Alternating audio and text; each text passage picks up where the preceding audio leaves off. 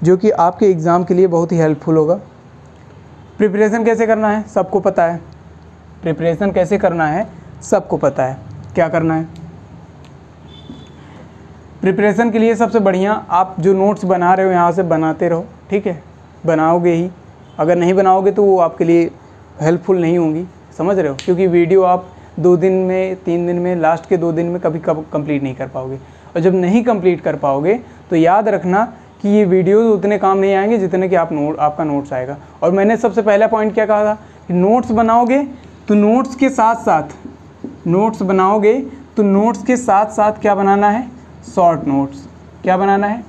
Short notes. इसका मतलब समझ रहे स्टूडेंट्स? शॉर्ट नोट्स का मतलब ये होता है, ध्यान से देखना, कि अगर मैं इस टॉपिक को पढ़ रहा हूँ तो इनके सारे क्या कहते हैं, ऑप्शंस, यानी इनके जो सारे पॉइंट्स होते हैं, इंपॉर्टेंट पॉइंट्स होते हैं, जो कॉन्सेप्ट्स होते हैं और जो फार्मूले होते हैं, सबसे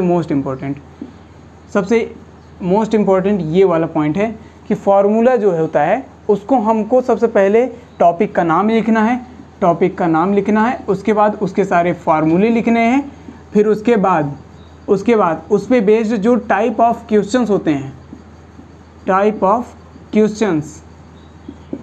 क्वेश्चंस जितने भी होते हैं, मतलब जितने भी टाइप के क्वेश्चंस बन रहे हैं वो सारे क्वेश्चंस आपको क्या करना है? नोट डाउन कर लेना है। उतने टाइप के, जितने भी टाइप के, वो चाहे एक ही क्वेश्चन, अगर आपको उसमें भी लग रहा है कि उसमें भी कुछ सब टाइप्स होंगे तो उसको भी लिख लो, ठीक है, उसको भी लिख लो। ये शॉर्ट नोट्स या नोट्स के तरीके होते हैं बनाने के, ठीक है। शॉर्ट नोट्स के लिए तो बेसिकली सही कहें तो फार्मूला ही काफ़ी होता है, क्योंकि नोट्स में आपको क्वेश्चंस मिल जाते हैं ढेर सारे, ठीक है। लेकिन अगर आपके सिक्योरिटी के लिए मैं कहूँगा, अगर शॉर्ट नोट्स बना भी रहे हो तो मुश्किल से 2 से 3 पेज एक्स्ट्रा होंगे, बस, और कुछ नहीं। एक टॉपिक के लिए, मतलब एक चैप्टर के लिए 2 से 3 पेजेस कोई बड़ी बात नहीं होती है, ठीक है। 2 से 3 पेजेस आप इसके लिए, इतने के लिए आप दे दो, ठीक है, एक पर्टिकुलर चैप्टर के लिए। चलो, तो ये तो हो गया आपके ये सारे क्वेश्चंस, मतलब ये सारे पॉइंट, ठीक। अब इसके बाद आपको डेली कम से कम, कुछ नहीं तो अगर आप डेली पढ़ रहे हो, मान लो 4-5 घंटे या फिर 2-3 घंटे भी पढ़ रहे हो, कोई दिक्कत नहीं है, पढ़ते रहो, बस इतना चाहता हूँ। फिर उसके बाद क्या करना है?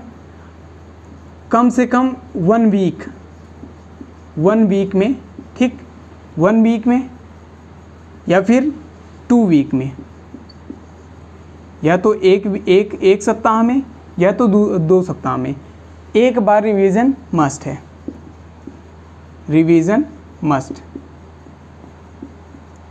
ठीक, रिवीजन मस्ट है आपके लिए। क्योंकि अगर आप इन दोनों में अगर आप रिवीजन कर ले रहे हो, वो चाहे मैथ का हो, कुछ नहीं करना है, बस 10 मिनट का काम है। 10 मतलब बहुत ज़्यादा लगेंगे तो आधे घंटे लगेंगे एक बार रिवाइज़ करने के लिए, बहुत ही। पहली बार रिवाइज़ करोगे तो आधे घंटे, दूसरी बार रिवाइज़ करोगे तो हो सकता है 15 मिनट में कंप्लीट हो जाए, फिर हो सकता है तीसरी बार में आपका सारा 10 मिनट में कंप्लीट हो जाए। मेरे ख्याल से कि 2 से 3 बार अगर आप कंप्लीट रिवाइज़ कर लेते हो तो मुझे नहीं लगता कि कभी आपका कोई टॉपिक आपसे छूटा रह जाएगा, ठीक। तो सारे पॉइंट्स याद रखना, ये सारी चीज़ें हमेशा ये इसमें से नोट्स और शॉर्ट नोट्स ये आपके लिए इम्पॉर्टेंट है। और शॉर्ट नोट्स मैं उनके लिए कह रहा हूँ क्योंकि देखो, फिजिक्स और केमिस्ट्री ये दोनों ऐसे सब्जेक्ट हैं जिनके लिए ये तो एकदम मस्ट है, क्योंकि अगर इनको नहीं बनाओगे, मतलब इन दोनों को अगर शॉर्ट नोट्स नहीं बनाओगे तो याद रखना कि इनसे जो पॉइंट वाले क्वेश्चंस होते हैं, जो ऐसे होता है कि देखने के बाद सीधा आंसर करना होता है, तो वो सारे क्वेश्चंस आपसे छूट जाएंगे, समझ रहे हो, क्योंकि वो चीज़ें आपके दिमाग में रहेंगी। आप कॉन्सेप्चुअल के चक्कर में पड़े रहोगे, और कॉन्सेप्चुअल के चक्कर में आपका मुश्किल से 5 से 10 नंबर का जो क्वेश्चंस सीधे पुट होते हैं, वो सारे क्वेश्चंस खत्म हो जाएंगे, वो क्वेश्चंस आप आंसर नहीं कर पाओगे, इतना याद रखना। तो इससे बेहतर है कि आप शॉर्ट नोट्स को मस्ट है आप बना के ही रखो, ठीक है। और जो भी बात होगा हम कल करेंगे। मिलते हैं नेक्स्ट क्लास में। Thank you very much and take care.